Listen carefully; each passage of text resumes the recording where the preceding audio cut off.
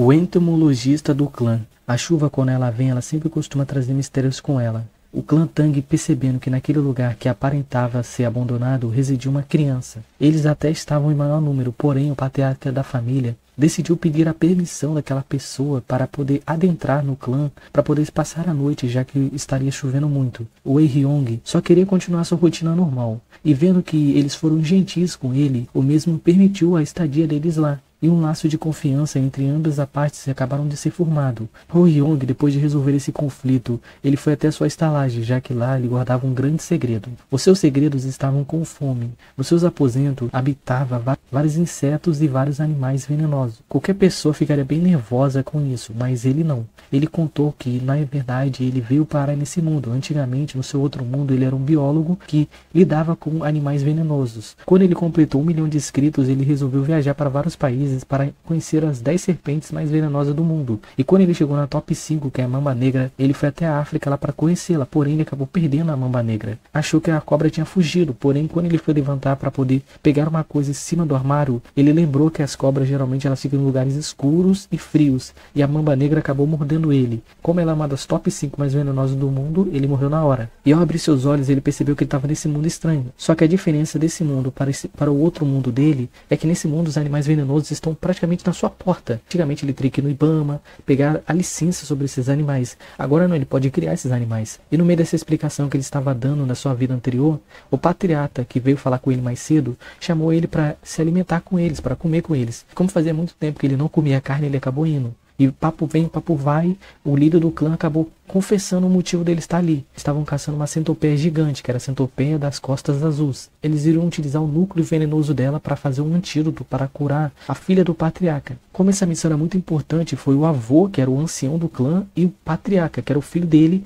porque a missão era a neta e a filha. Porém, eles não estavam conseguindo achá-la. E o nosso protagonista, para recompensar a comida que eles estavam dando para ele ali, ele resolveu falar para eles, dar uma direção para eles, já que ele conhecia vários animais venenosos. Então ele sabia que uma centopeia, geralmente elas ficam em lugares onde tem muitas árvores. E ele deu outra dica para eles. Aonde eles chegarem, que não tiver nenhum animal por perto, é porque a centopeia tá ali, porque elas são animais territorialistas. Enquanto eles estavam lá caçando a centopeia e achando ela, e lutando contra ela, o nosso protagonista aproveitou esse momento aí de descuido deles, para poder achar o ninho da centopeia e roubar alguns ovos, para poder criar a centopeia, já que ele descobriu que elas ficam no tamanho de um caminhão, e ela pode até engolir um ser humano. Então ele queria testar a sua tese. Só que depois que o patriarca conseguiu derrotar a centopeia, ele resolveu chamar o nosso protagonista para o seu clã. Porque é muito raro achar pessoas que cuidam de animais principalmente venenosos, já que as curas geralmente são produzidas através dos venenos. Como o nosso protagonista não tem nada a perder, talvez ele vá com ele. Só eu sei quem são os personagens principais. Sem qualquer aviso prévio, o mundo recebeu uma sentença de morte. Quem trouxe a chave das prisões foram criaturas que vieram de portais. No começo foi um caos e um banho de sangue total,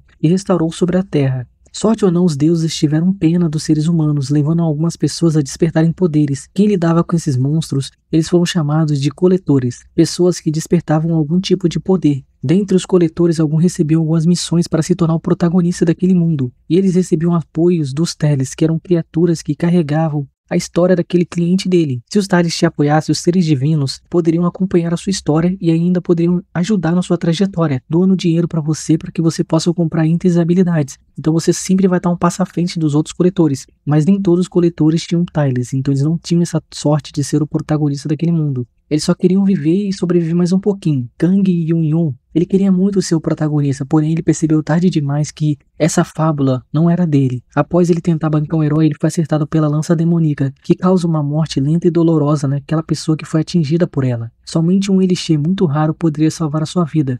E a única pessoa que teria esse item em mãos era o verdadeiro protagonista daquela história. Choi dizia para ele que ele era muito fraco. Se ele tivesse ficar atrás como um covarde, como ele sempre fazia, ele poderia sobreviver mais um pouquinho. Ele até poderia salvar Yun-yun. Aquele elixir, ele iria usar nele mesmo e não poderia usar em uma pessoa qualquer. Já que naquela fábula, ele é o verdadeiro protagonista. Yun-yun, ele tentou ser herói. E agora ele está vendo todos felizes enquanto ele está tendo uma morte lenta e dolorosa. Yun pediu perdão para sua mãe, pois no fim ele não foi o herói de verdade que tanto ela queria.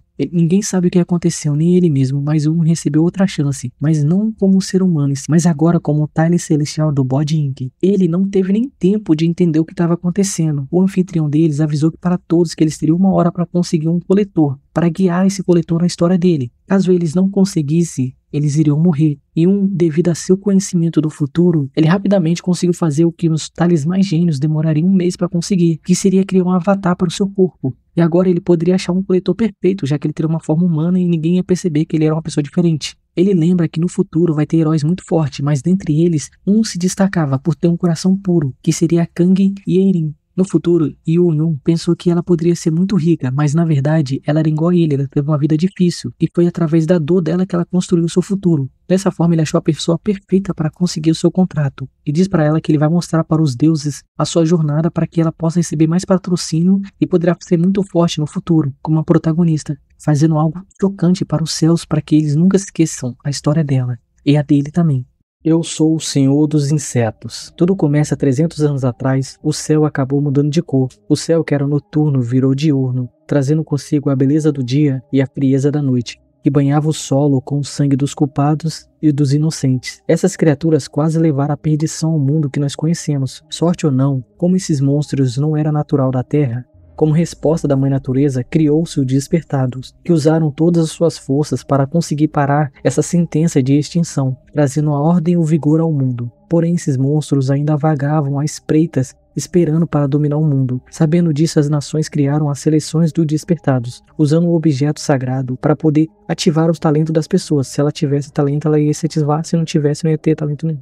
Jing Sheng, no meio daquela multidão, acabou despertando um poder de nível real divindade. Há mais de 10 anos não se viu uma classe de nível divindade. Todos ficaram perplexos achando que era uma classe de combate, mas Zhang avisou para o diretor que na verdade aquela classe era uma classe de mestre de criação espiritual. Mesmo que fosse uma classe de nível divindade, as pessoas tinham meio que um preconceito por essa classe, por ela ser geralmente de suporte. Jing, vendo os deboches dos fracos que utilizaram aquele momento para menosprezá-lo, mesmo sabendo que ele tinha uma classe de nível divindade, ele sabia de algo que nenhum deles sabia. Ele reencarnou nesse corpo dessa pessoa, e com o seu conhecimento dos outros mundos que ele tinha, como essa pessoa era um órfão, ele buscou maneiras de ficar mais forte, tanto fisicamente quanto mentalmente, tudo para que levasse ele a esse dia do despertar. Mas mais ou menos há 1 mês atrás ele recebeu uma mensagem de um sistema dizendo para ele qual seria a classe que ele iria despertar. Então para ele não era novidade, era simplesmente uma mera conveniência trivial. Por ser uma classe de nível divindade, ele poderia criar uma própria caixa de tempo e espaço para ele mesmo. E agora ele poderia finalmente ver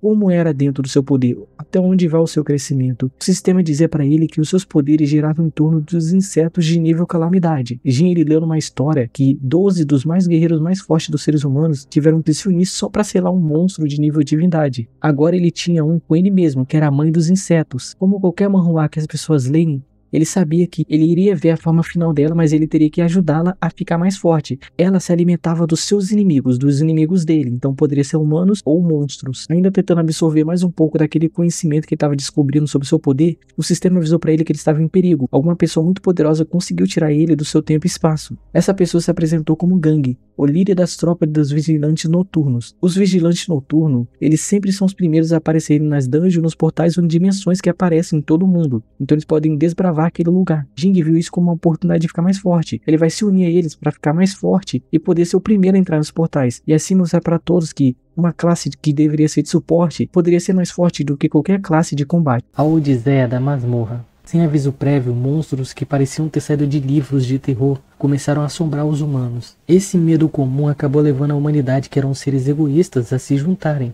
para acabar com essa ameaça que eles não poderiam controlar. Quando essa guerra finalmente teve seu fim, foi descoberto que alguns humanos eram arrastados pelos monstros para dentro das dungeons. E esses humanos, eles eram cultivados como gado ou uma plantação. Algumas mulheres que foram arrastadas para dentro da dungeon estavam grávidas. Porém, devido aos seus pais ter sido comidos, alguns monstros, para cultivar essas crianças, criaram essas crianças para depois se alimentar deles. E essas crianças eram diferentes das normais. Elas eram muito mais fortes. Para distinguir elas das outras crianças normais, elas ganharam um apelido, que eram os filhos das dungeons. Tudo começa com Kim. O mesmo ele foi guiar a Sra. Zhang. Ela era uma repórter que queria fazer uma reportagem dentro da dungeon. Kim dizia para todos que o local era muito perigoso e para que eles não fizessem muito barulho, já que as paredes das dungeons têm ouvido. ouvidos. Por ser uma masmorra que já foi desativada há muito tempo atrás, os guardas começaram a debochar de Kim, falando que aquilo ali não era nenhum problema para eles, que eles iriam dar conta dos monstros que aparecessem, já que os maiores já tinham sido eliminados. Por causa da barulheira, o monstro acabou sendo atraído.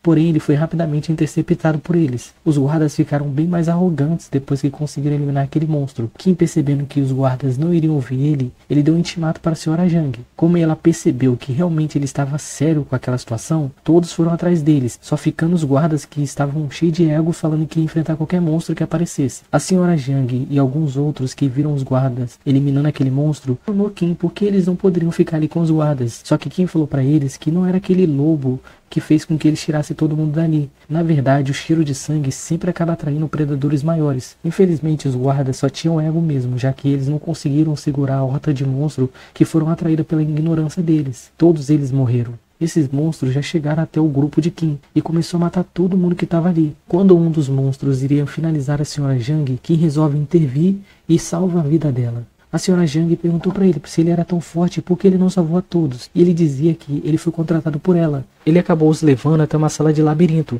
Essa sala geralmente tem um boss, então Kim resolveu tirar a Sra. Jang dali o mais rápido possível. Porém, antes que ele pudesse sair, ele acabou sendo mordido por alguma cobra esquisita que saiu da porta da dungeon. Mas como a Sra. Jang estava tendo hemorragia interna, ele resolveu levá-la para o hospital. Que na verdade ele era um dos filhos da dungeon que não herdou o poder da dungeon, por isso que ele era uma pessoa muito fraca, diferente das outras crianças que foram adotadas por família rica, já que tinha poderes esplêndidos. E ele foi adotado por uma família humilde, e a irmã dele iria se casar. Por isso que ele estava fazendo alguns bicos como guia da dungeon para poder juntar um dinheiro para ajudar no casamento da sua irmã e na faculdade dela. Porém, dessa vez agora ele conseguiu despertar uma habilidade. Ele vai usar essa habilidade a conseguir dinheiro e ficar mais forte. Para ao invés de ser um guia da dungeon, ele se tornar um caçador da dungeon. E assim ter mais dinheiro para poder ajudar essa família que abraçou ele. Invocado demais, forte demais e de saco cheio. Dentro dos meus sonhos, ela vive me chamando. Eu posso ver os seus olhos, a dor que você carrega. Por que chora, minha princesa? Por que você me esfaqueou? Repetidamente, Nori, todas as vezes que ele adormecia,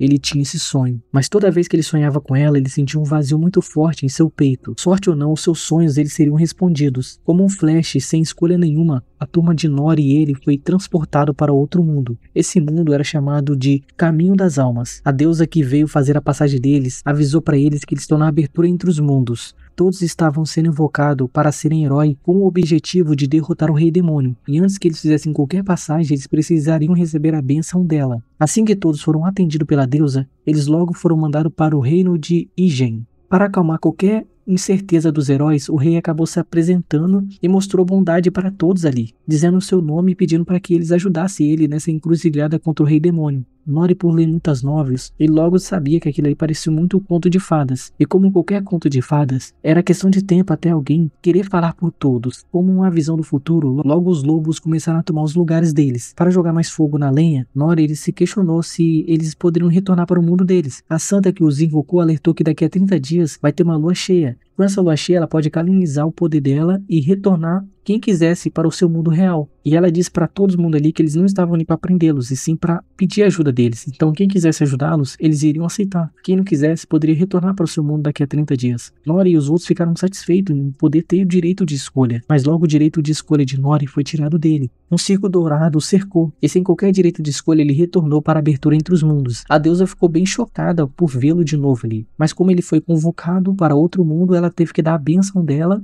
de novo para ele e mandar ele para o mundo que ele foi invocado. Nesse outro mundo, Nori foi feito de refém. E além dele receber 2 novos talentos, deram o olho vermelho da verdade e o olho dourado do tempo, os seus invocadores queriam muito os olhos dele, queriam usá-lo como mercadoria. Sorte ou não, antes das torturas começarem, Nori foi convocado por outra pessoa, e a santa deu de novo a bênção para ele. Nesse outro mundo, a pessoa que invocou ele achou que ele era um pet, e antes que ela pudesse domá-lo, ele foi convocado de novo para outro mundo, outro reino. E ele foi convocado de novo, até que chegou o limite das convocações. A santa alertou para ele que esse era a última convocação que ele poderia passar. E antes mesmo que ele já pudesse aceitar o seu destino, Nori ele recebeu daquele mundo que existe uma lenda, que 3 heróis seriam convocados, e ele não conhecia ninguém, então ele que era o 4º herói. Nessas múltiplas invocações, Nori recebeu vários talentos, e ele não sabe quais são os talentos todos que ele recebeu. Ainda sem saber se aquele reino que invocou eles é amigo ou inimigo, ele vai esconder os seus poderes e vai tramar na sombra, já que ele é o 4º herói. Ele não é um herói como eles querem que ele seja, já que ele é uma pessoa aleatória que foi invocada junto com os heróis.